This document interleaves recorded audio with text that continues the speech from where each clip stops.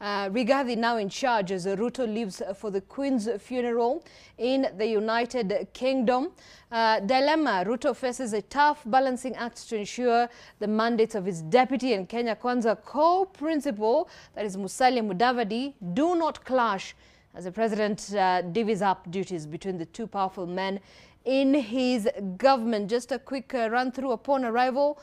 The president is expected to dine with King Charles III, who took up the mantle of leadership following his mother's passing. Well, gentlemen, just looking at, there's a report here. This was, it's on the 5th page, I think the 4th page of the Daily Nation. And interestingly enough, it's that dilemma sort of that, the president might be facing. Perhaps you have the deputy president, Rigathi Gachagua. On the other hand, you do have Musalia Mudavadi, who was promised that very powerful positions as Prime Cabinet Secretary, which is quite similar to a Prime Minister's position, but with limited powers. Dr. Ojwang, do you perhaps see some sort of clash, some sort of, how do I call this? A bit of a dilemma when it comes to what functions, the deputy president will be performing and what Musalia Mudavadi might be performing once he gets into power with that position? Have deputy president been assigned any role apart from the constitution that they are the main assistant to the president? I believe he is not yet, has he? No, but there was the talk that he will be dealing with the issue to do with the economy, isn't it? Right. I think that, of course, the deputy president and the president are at the level of executive, and Musalia Mudavadi is at the level of benevolence. Benevolence of saying you are the chief minister. Mm-hmm. Of course, it is not a constitutional position. Mm-hmm. There is still the constitution talk of the cabinet. Mm-hmm. The role being assigned is could be a special duty or role. But unless the president is not getting along with the deputy, that is how we came to see Honorable Matiang'i being powerful, because it was a replacement of the deputy president, so to speak. But if the president is respecting the constitution, the deputy president is seated, then I don't think there is any dilemma or trilemma on where Honorable Mudavadi falls. He falls to take from what the two assign. And so in terms of the pecking order, in terms of the glamour, in terms of the political mileage, and even in terms of who speaks first, it's obviously His Excellency Gachagua. Remember, it was brought, and we saw maybe from praxis,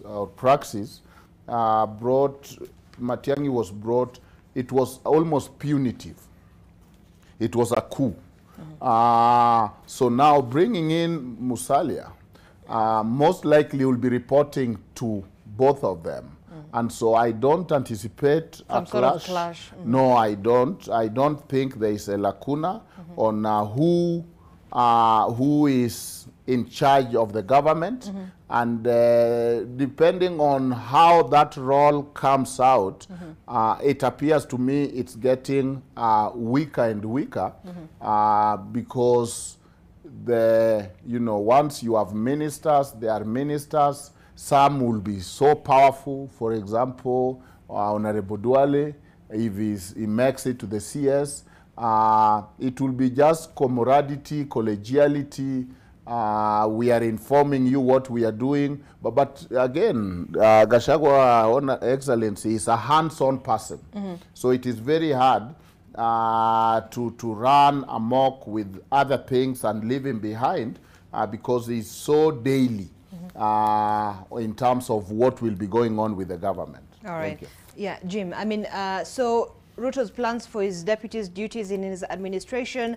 I remember during the campaign rallies, President Ruto pledged to, on his first day in office, sign an executive order outlining the roles of his deputy, which he said would include coordinating cabinet affairs. He also made this undertaking so as not to have his deputy subjected to the same experience like Dr. is saying. And he also promised to issue an executive order to create the post of Prime Cabinet Secretary and assign the office holder clear duties. And that's where Gachagua and Mudavadi also fits in. Well, it's just a week. Well, we expect that to happen. Not yet, but we'll see how that goes. I mean, it's going to pan out over time. The president is attending a funeral, so we'll allow the president to attend the funeral, and upon his return, it is expected. Nobody knew the Queen was going to rest. Well, yeah, while you were campaigning, we had hoped the Queen would still be around for a while.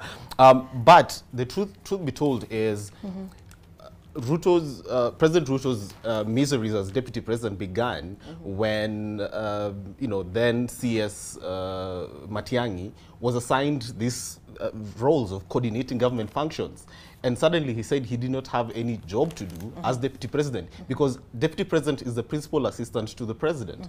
And so if you're not assigned duties, really, you do not have a job.